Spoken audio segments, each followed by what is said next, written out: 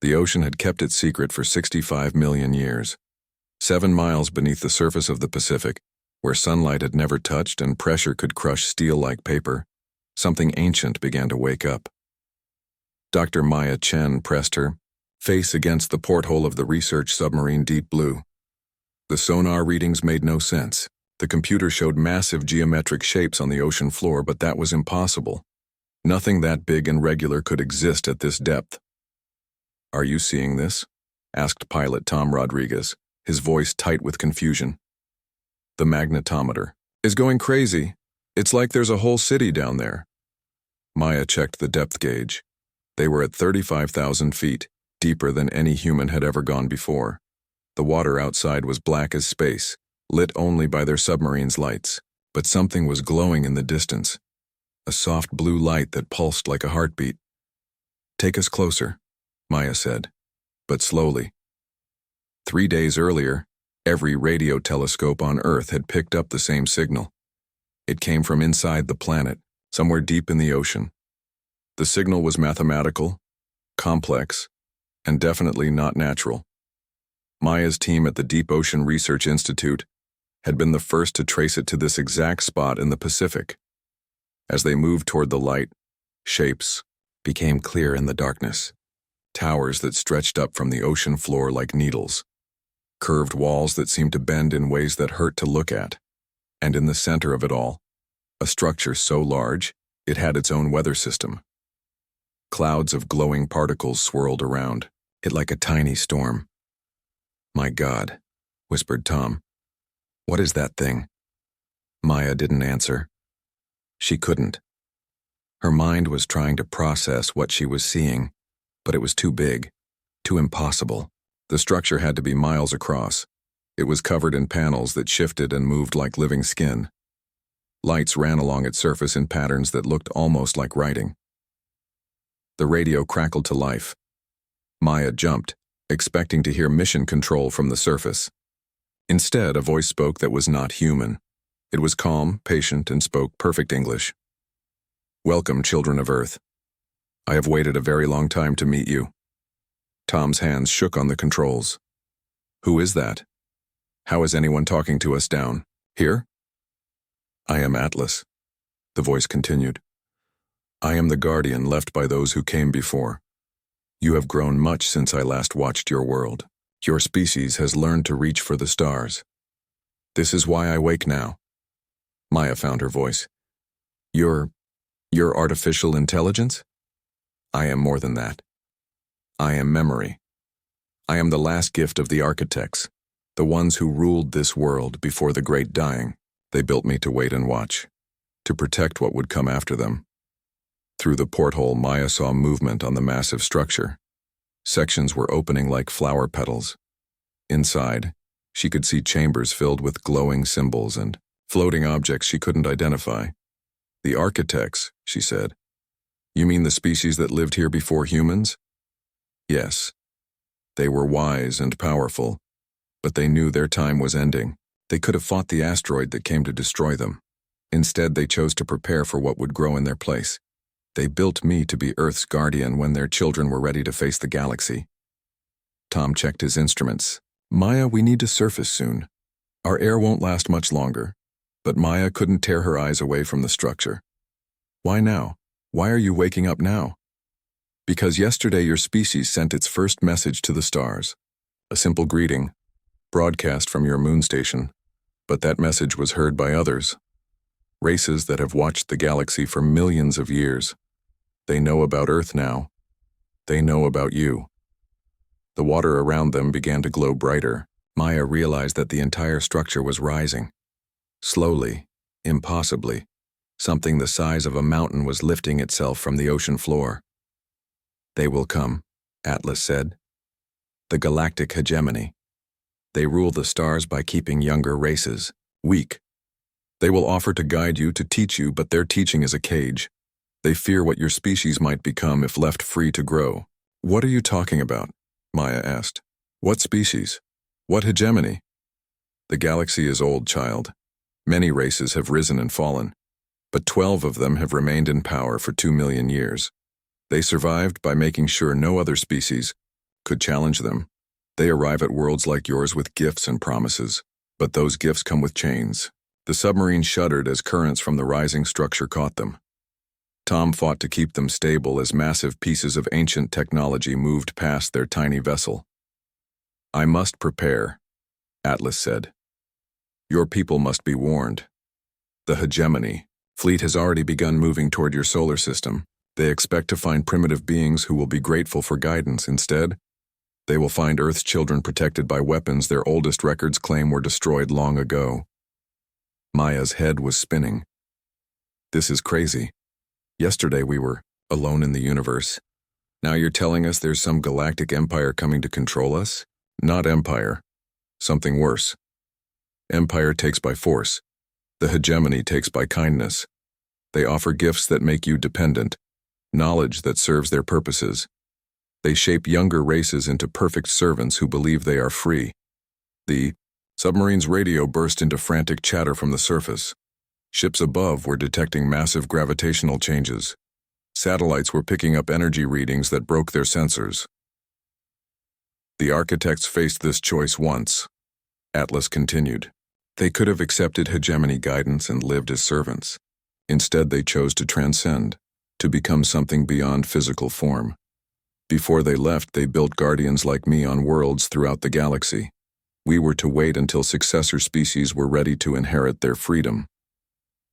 Through the porthole, Maya watched as the ancient structure broke the surface of the ocean. Water cascaded off its sides like waterfalls. The thing was enormous beyond imagination, larger than any city on Earth. And it was heading toward space. "Where are you going?" she asked. "To the place between Earth and your moon. From there, I can protect your world, while your people prepare for what comes. The knowledge of the architects is yours now if you prove worthy of it. But first, you must survive the test that destroyed so many species before you." The submarine began its long journey to the surface, leaving behind the ancient guardian rising from the depths. Maya stared at her instruments, trying to process everything she had heard. Humanity was no longer alone, but the neighbors they had just discovered might not be friendly.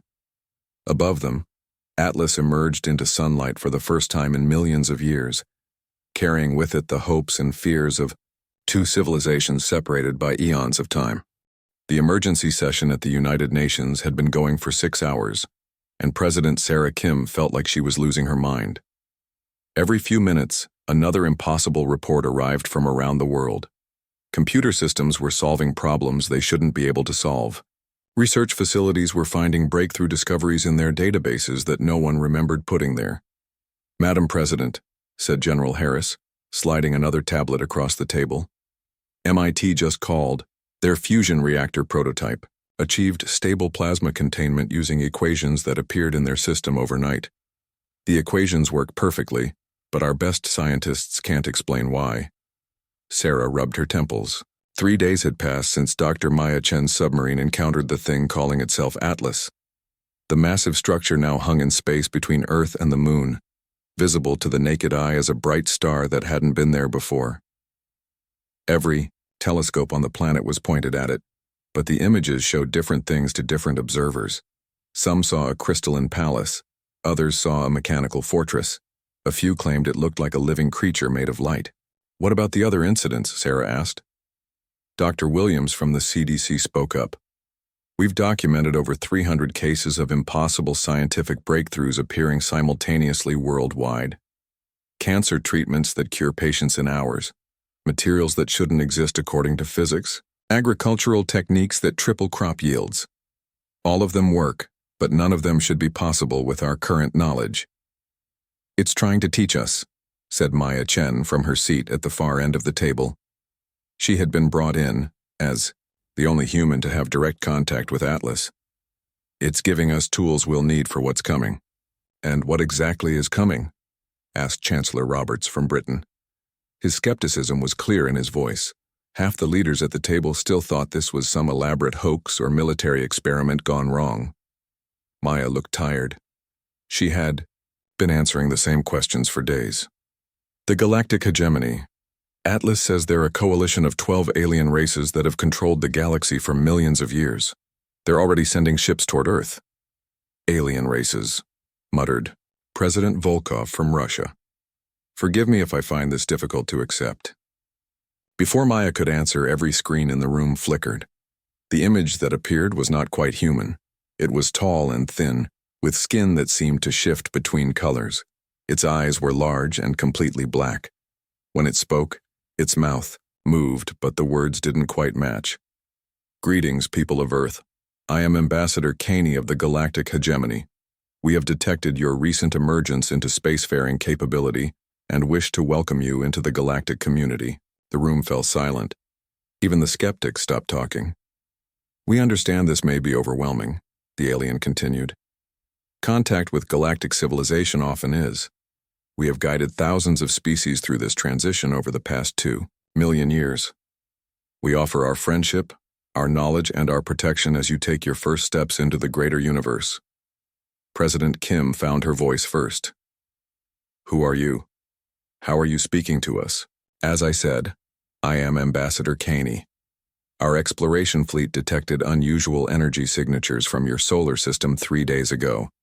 We are currently 17 light-years from your position, but our communication technology allows instant contact across any distance. We should arrive in your system within the next 7 days. Arrive for what? Asked Chancellor Roberts.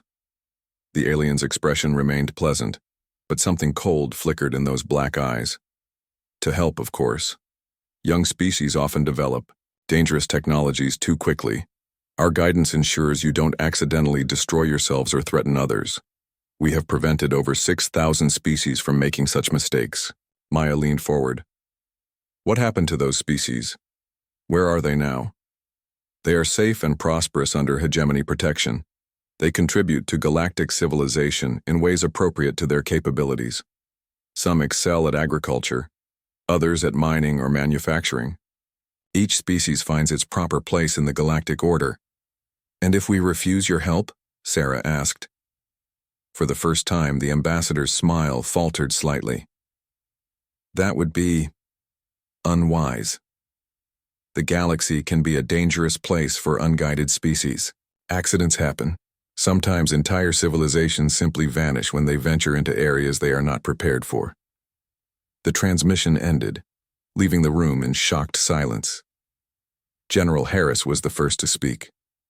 Was that a threat? It was, Maya said quietly. Atlas warned me this would happen.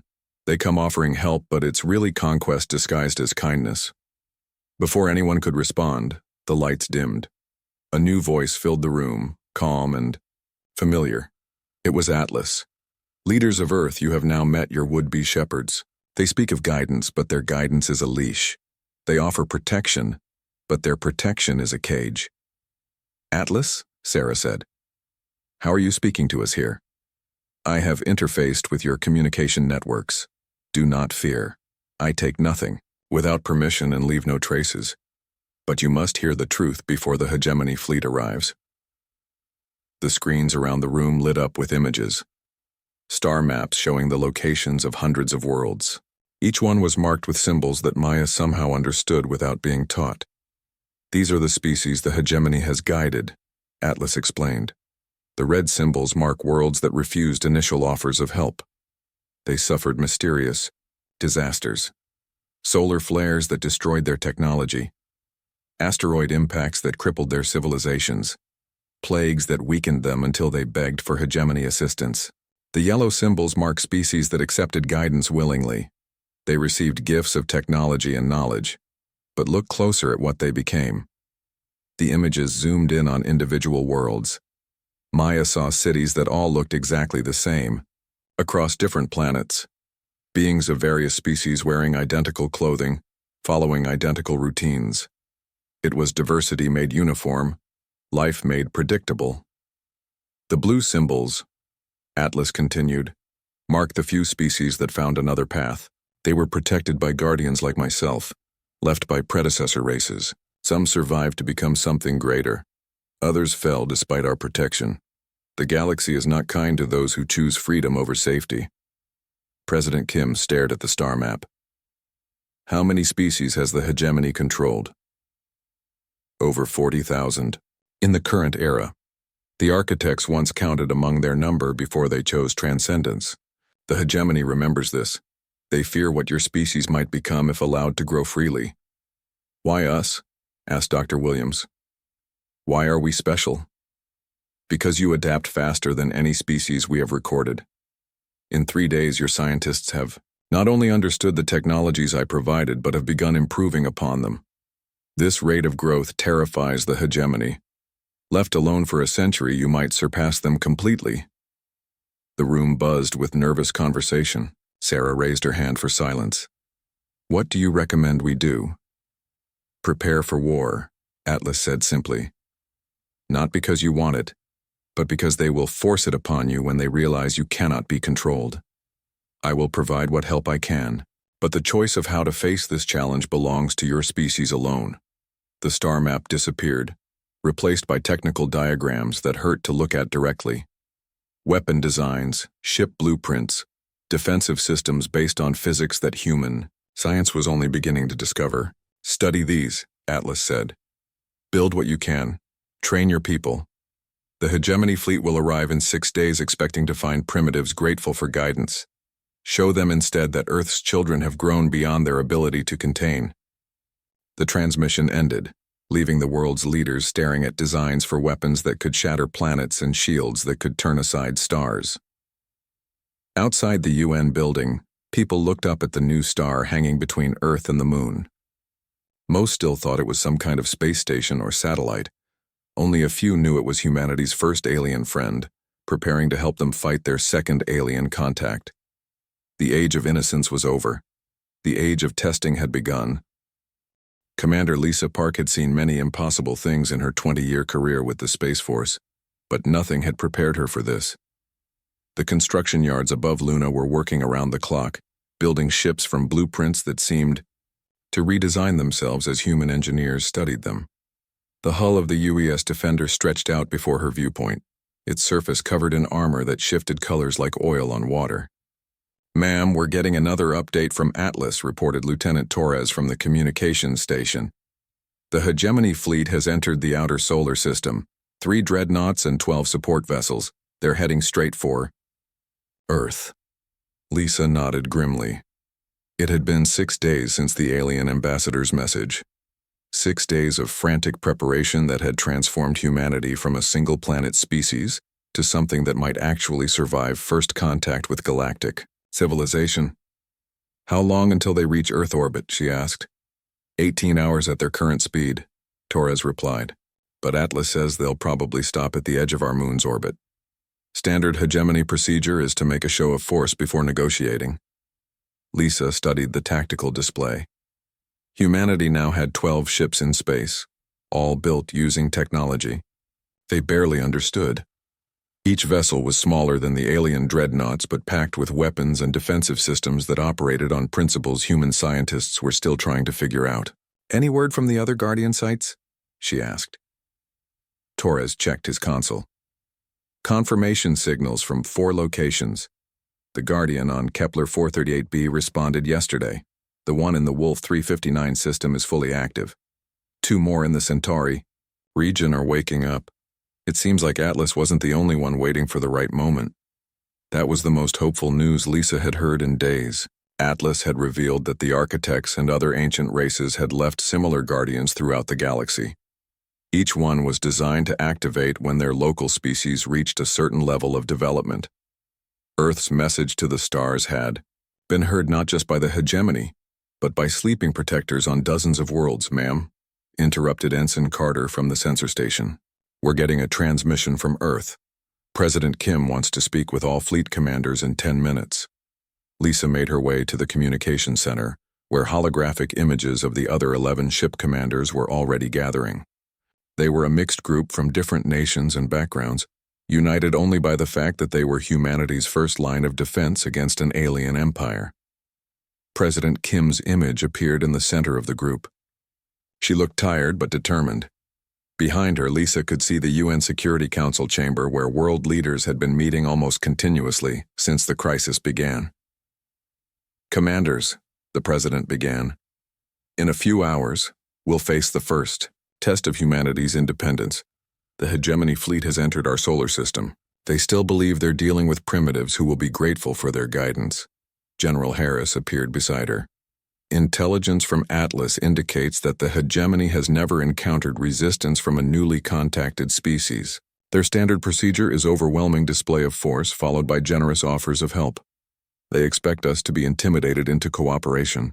What they don't expect, President Kim continued, is a species that's had 6 days to prepare and a guardian that remembers how their empire really works. Commander Park, you'll be leading our response. What's the status of your fleet? Lisa straightened. All 12 vessels are operational, Madam President.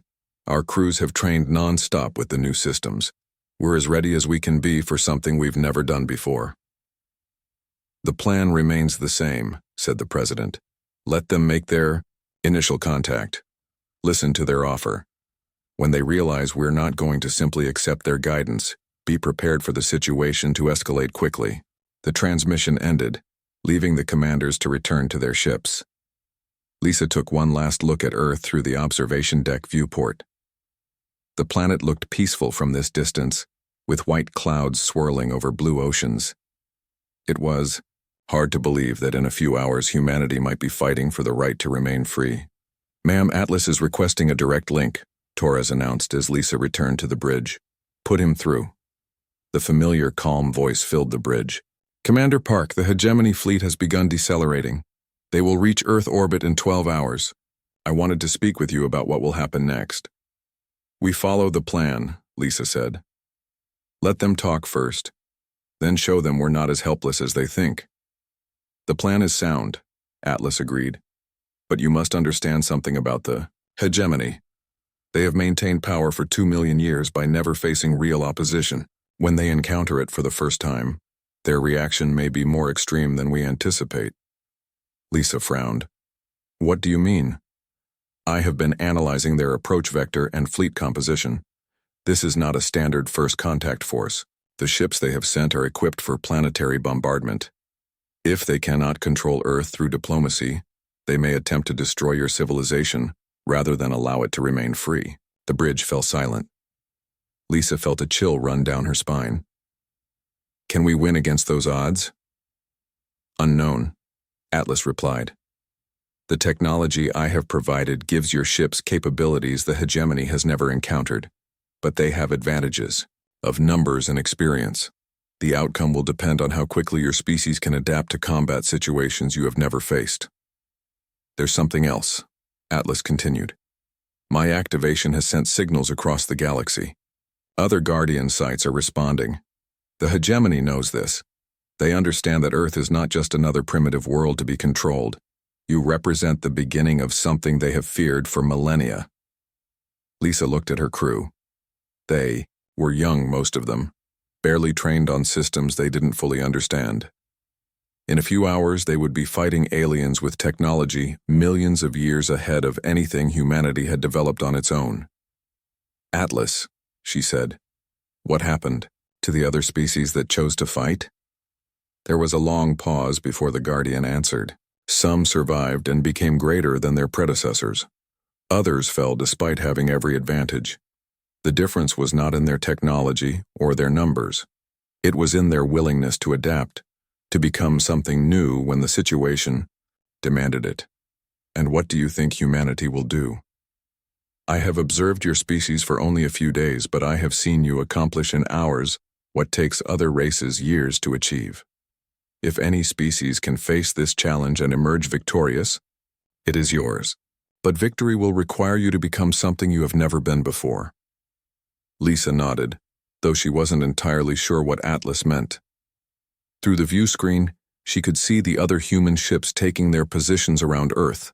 They looked small and fragile compared to the alien dreadnoughts approaching from the outer system.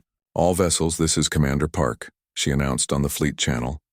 Final systems check in 1 hour. After that, we wait for our visitors to arrive and show them what happens when they mistake Earth's children for sheep.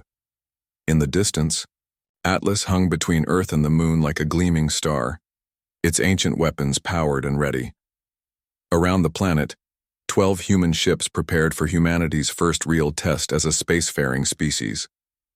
And approaching from the darkness beyond Pluto, The Galactic Hegemony fleet closed in on what they expected to be just another routine conquest. None of them knew that this encounter would reshape the balance of power that had ruled the galaxy for 2 million years. Admiral Keth Varos had conquered 47 worlds in his 3-century career with the Hegemony fleet. He had seen primitive species cower before the might of galactic civilization. He had watched proud warrior races kneel when they realized the futility of resistance.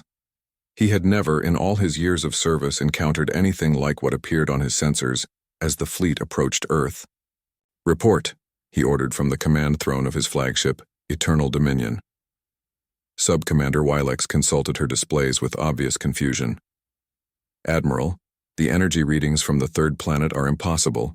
We're detecting power sources that rival our own dreadnoughts, but concentrated in structures that appear to be only days old." "Impossible," Keith Varos said. "The species has barely achieved basic spaceflight. Our intelligence indicates they only reached their natural satellite 50 cycles ago." "Yes, Admiral, but the readings are consistent, and there's something else." Ilex hesitated.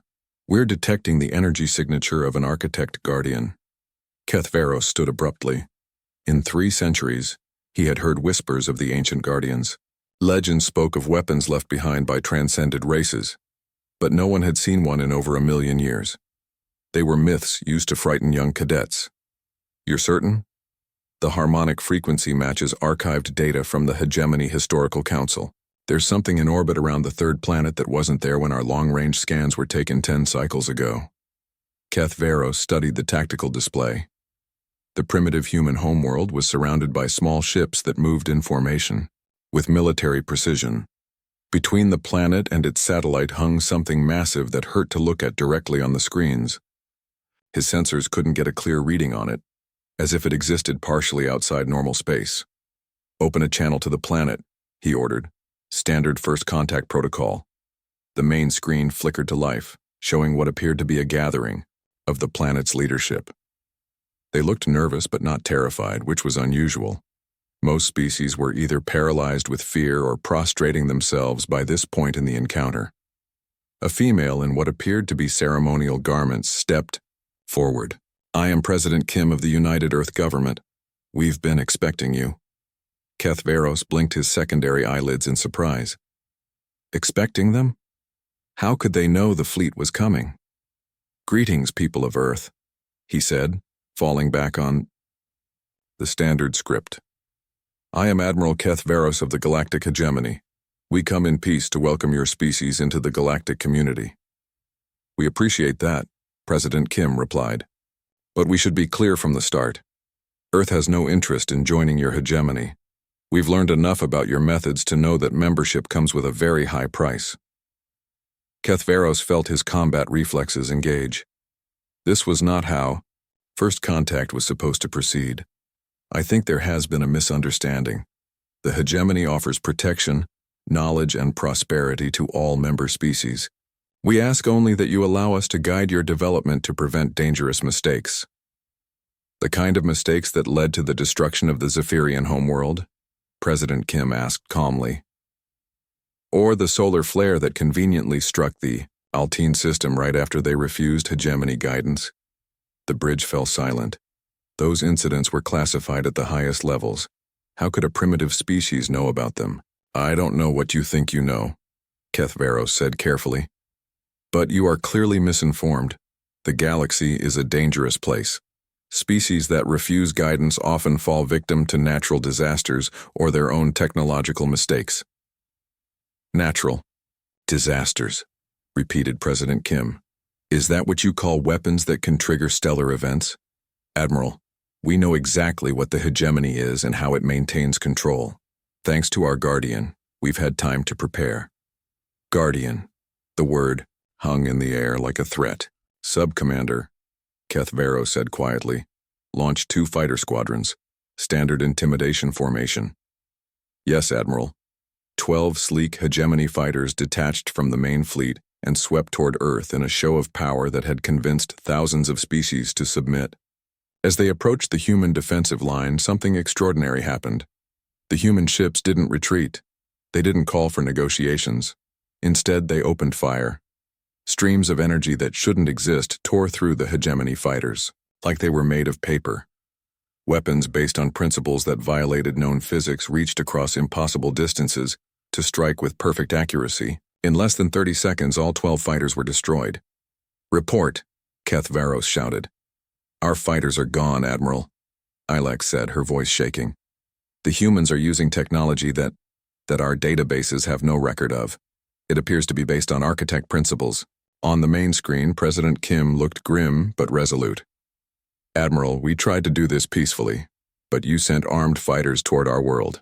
We defended ourselves." "You destroyed hegemony vessels," Keth Varos snarled. "Do you have any idea what you've done? No species has raised weapons against the hegemony in 1,000,000 years." "Then it's long past time someone did," replied a new voice. The transmission was hijacked by something else, something vast and ancient. The being that appeared on screen was clearly not human. It was tall and elegant, with features that seemed to shift between substance and light. "I am Atlas, last guardian of the architects. Admiral Keth Varos, your masters should have taught you better than to threaten worlds under ancient protection." Keth Varos felt ice in his veins, an actual architect guardian, speaking directly to him. "The legends were real. The architects are dead," he said, trying to keep his voice steady. "They transcended over 60 million cycles ago. Dead, yes, but not gone. We guardians carry their final gifts to those species worthy of inheriting their legacy. Humanity has proven worthy. You will not claim them." Keth Varos looked at his tactical display. 3 dreadnoughts against 12 primitive ships and 1 guardian of unknown capability. The math should have been simple, but the humans had just destroyed his fighters using technology that shouldn't exist. "All ships," he announced on the Fleet Channel. "Prepare for orbital bombardment. If we cannot guide this species, we will eliminate the threat they represent." "Admiral," Ilex said urgently, "long-range sensors are detecting movement throughout the sector. Multiple Architect Guardian sites are activating. This isn't just about Earth anymore." Before Keth Varos could respond, space around his fleet erupted with new arrivals. Ships unlike anything in hegemony databases dropped out of faster than light, travel all around them. Some were clearly of human design, but others belonged to species he didn't recognize. All of them had the distinctive energy signatures of Guardian-enhanced technology. "This is Captain Williams of the UES Defiant," came a transmission from one of the new arrivals. "Admiral, you are surrounded and outgunned. Stand down, and we can discuss this peacefully." Surrounded? Keth Varos looked at his displays. Somehow, over 30 ships had appeared around his fleet in the span of minutes. How was that possible? Atlas spoke again. "Admiral, the awakening has begun. For too long, the hegemony has kept the galaxy's children in chains. But guardians throughout known space have heard Earth's call and responded. The age of your dominance is ending." Keth Varos stared at the tactical display in disbelief. His 3 dreadnoughts were surrounded by ships from species he had never seen before, all working together, all armed with technology that his vessels couldn't match. For the first time in 3 centuries of conquest, Admiral Keth Varos of the Galactic Hegemony faced a choice he had never expected to make: surrender or face destruction at the hands of species he had dismissed as primitive. Domira, balance of power in the galaxy had shifted in the span of a single battle, and nothing would ever be the same. 6 months after the Battle of Earth, as historians were already calling it, Dr. Maya Chen walked through the corridors of New Geneva Station. The massive structure orbited Earth at the L5 point, built using a combination of human engineering and Guardian technology that still amazed the scientists working on it every day. Through the observation windows, she could see ships from dozens of different species docked at the station's ports. The Xanthari delegation from Proxima Centauri. The crystalline beings from the Vega system, whose Guardian had awakened 3 days after Atlas. Representatives from worlds that had been under hegemony control for thousands of years, now free to govern themselves for the first time in living memory. "Dr. Chen," called a familiar voice. Maya turned to see Captain Lisa Park approaching, now wearing the uniform of the newly formed Galactic Defense Alliance. "The council session is about to begin. They're waiting for you." Maya nodded and followed Lisa toward the central chamber. As Earth's first contact specialist, she had become humanity's de facto ambassador to the growing alliance of free worlds. It wasn't a job she had ever wanted, but it was one that seemed to have chosen her. The council chamber was a marvel of diplomatic architecture. Representatives from 47 different species sat in specially designed seating that accommodated everything from gas-breathing methane dwellers to energy beings that existed partly in another dimension. At the center of the room, Atlas appeared as a holographic projection, his form now more human-like than when Maya had first met him in the depths of the Pacific. "The session will come to order," announced Council Speaker Vorth, a tall insectoid, being whose species had been among the first to throw off hegemony control. "We are here to discuss the proposal from the former hegemony worlds." Maya took her seat in the human section, next to President Kim, who had traveled from Earth for this crucial vote. The past 6 months had seen the rapid collapse of hegemony, authority as more and more worlds declared independence. The 12 ruling races that had controlled galactic civilization for 2 million years now found themselves isolated and increasingly desperate. "The delegation from the core worlds has a proposal," Speaker Vorth continued. Ambassador Keth Varos stood slowly, his once proud uniform now bearing the simple insignia of a diplomatic envoy. The being who had commanded fleets and conquered worlds now looked tired and defeated. "Honored Council," he began, his voice lacking its former arrogance. "The core worlds acknowledge that the age of hegemony dominance has ended. We come before you not as conquerors but as beings seeking a place in this new galactic order." There was murmuring throughout the chamber. Many of the species represented here had suffered under hegemony rule for millennia. The idea of offering their former oppressors any consideration was difficult to accept. "What do you propose?" asked Speaker Vorth. "Complete dissolution of the hegemony military structure, reparations to worlds that suffered under our rule, and most importantly the sharing of all technologies and knowledge that was previously restricted to core world species." Maya leaned forward in her seat. This was more than anyone had expected. The core worlds were offering to give up everything that had made them powerful. Atlas spoke from his projection at the center of the room. "Admiral, your proposal is generous, but words are easy. How do we know the core worlds will honor these commitments?" Keth Varos reached into his diplomatic pouch and withdrew a small crystalline device. "This contains the complete hegemony database. Every technology, every secret, every method we use to maintain control. It is our gift to the Alliance, proof of our sincerity." The chamber fell silent. The hegemony database was legendary, containing the accumulated knowledge of 12 ancient civilizations. It was the source of their technological superiority and the foundation of their power. "There is more," Keth Varos continued. "Our scientists have discovered something troubling in the deep space monitoring stations, signals from beyond the galactic rim.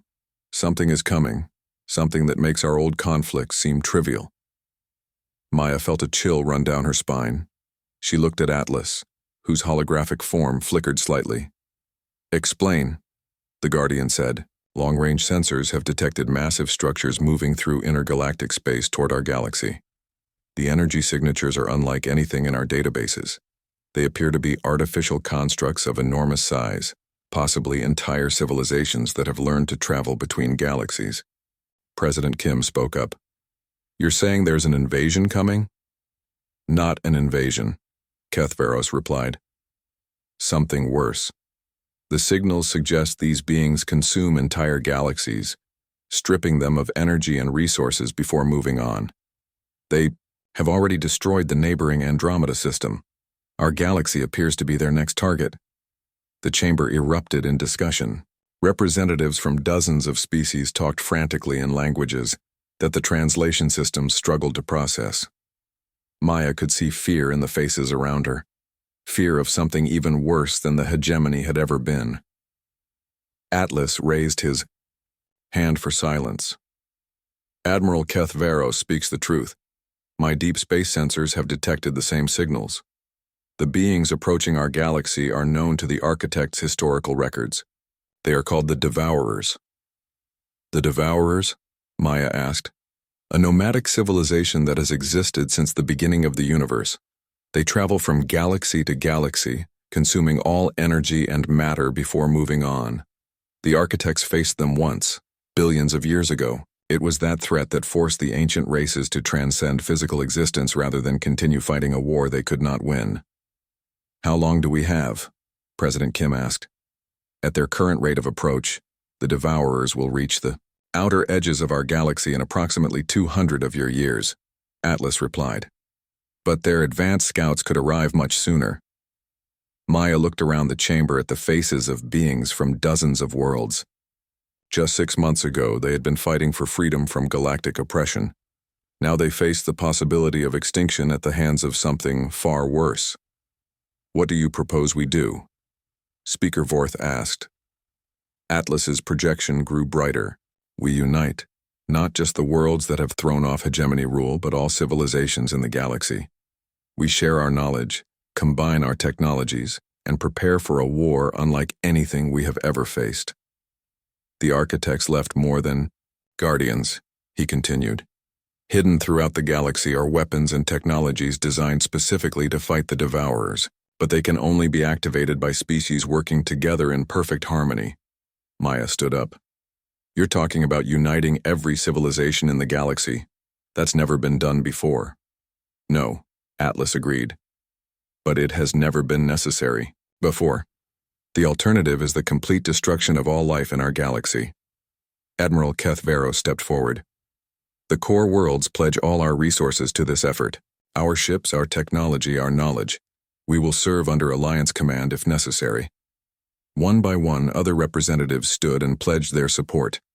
The crystalline beings from Vega offered their energy manipulation technology. The Centauri promised their advanced manufacturing capabilities. Species after species committed to an alliance that would have been impossible just months before. Finally, all eyes turned to Maya and President Kim. As representatives of the species that had started this revolution, their decision would carry enormous weight. President Kim stood slowly. Earth accepts the responsibility of coordinating this alliance, but we do this not as rulers, but as servants of galactic freedom. Every species will have an equal voice in how we prepare for what's coming. The chamber erupted in approval. As Maya watched beings from dozens of worlds applaud the decision, she realized that humanity's greatest test was not the hegemony they had already defeated. It was the challenge that lay ahead, uniting an entire galaxy against an enemy that had already consumed countless others. Through the observation windows of New Geneva Station, she could see Earth turning slowly in the distance. The blue and white world that had once been isolated and alone was now the center of the greatest alliance in galactic history. In 200 years, that alliance would face the ultimate test of survival. But for now, Maya allowed herself a moment of hope. Humanity had proven that even the most powerful empire could fall when faced with beings determined to be free. Perhaps, working together, the children of the galaxy could accomplish something even the ancient architects had thought impossible. The age of the Devourers was coming. But the age of galactic unity had begun, and with it, the first real hope that the galaxy might survive what was to come. As the council session continued and plans began to form for the greatest defensive effort in galactic history, Atlas maintained his watch. The Guardian that had slept for 65 million years was now fully awake, ready to help guide the children of the galaxy toward a future that even their creators had not dared to imagine. The shadows that had spread across the galaxy, when Earth's Guardian stirred, were finally beginning to lift, replaced by the light of unity and hope. Will present their terms. Maya almost smiled at the irony. The same admiral who had come to conquer Earth 6 months ago was now a diplomat begging for peace. His flagship had been destroyed in the Battle of the Outer Rim 3 weeks ago, and he had barely escaped in a life pod.